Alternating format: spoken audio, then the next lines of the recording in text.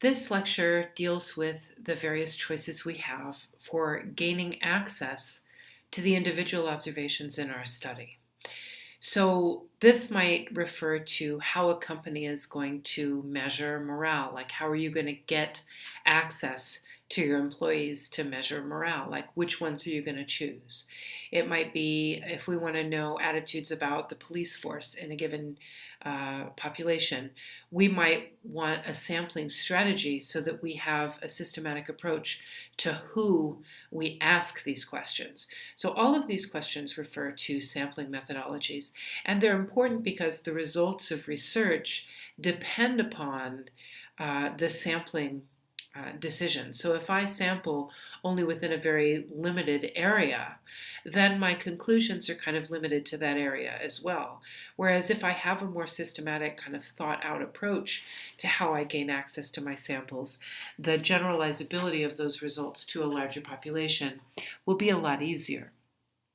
So let's talk about types of non-random samples. I think the idea that a random sample is best is kind of axiomatic. Everyone knows that it's best to have a random sample, but it's very difficult in application to access lists that include everybody from which we can pull a random sample. So let's discuss some non-random alternatives. The first example is just a convenience sample. If I want to know my company morale, I might just ask those employees that are close to me. So maybe the first three factories that are within reasonable geographical distance of me might be the ones that I'm interested in sampling. So convenience sampling refers to gathering observations from people that are close to you. Quota sampling is a bit different. This refers to kind of a researcher preference for selection. So, for example, if you want so many types of observations, like if you want to get so many responses from women or so many responses from men. Now, quota refers to researcher preference. So it depends on what you want represented. And then moving on to random sampling. Random sampling is the idea that every person in the population is going to have an equal chance of being selected from the population. So the problems with this is that most lists are incomplete. Like if you think of the phone records, for example, this is still going to leave out people that don't have phone numbers or don't have published phone numbers. If you start with the census, you would think that that would be a complete list, but this leaves out children. It leaves out people who are not registered with the census. So by definition,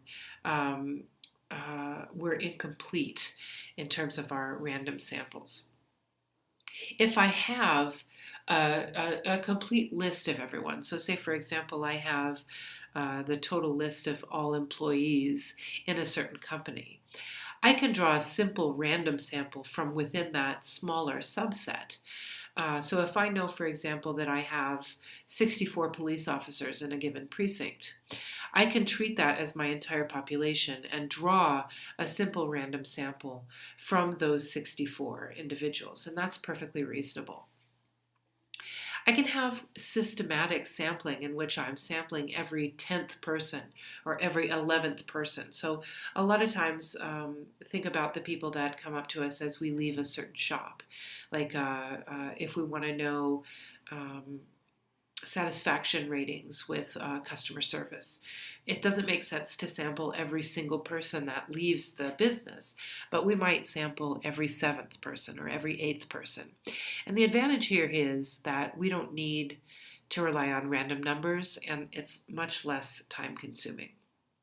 Another alternative is stratified random sampling, where I might divide my population into homogeneous groups like political orientation or perhaps race or socioeconomic status.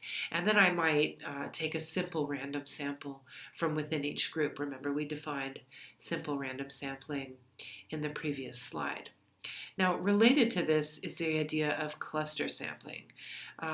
Clusters and strata are very similar. Clusters refer to kind of geographic areas. So a cluster might be a city block or a zip code. And then I might randomly sample from within each cluster.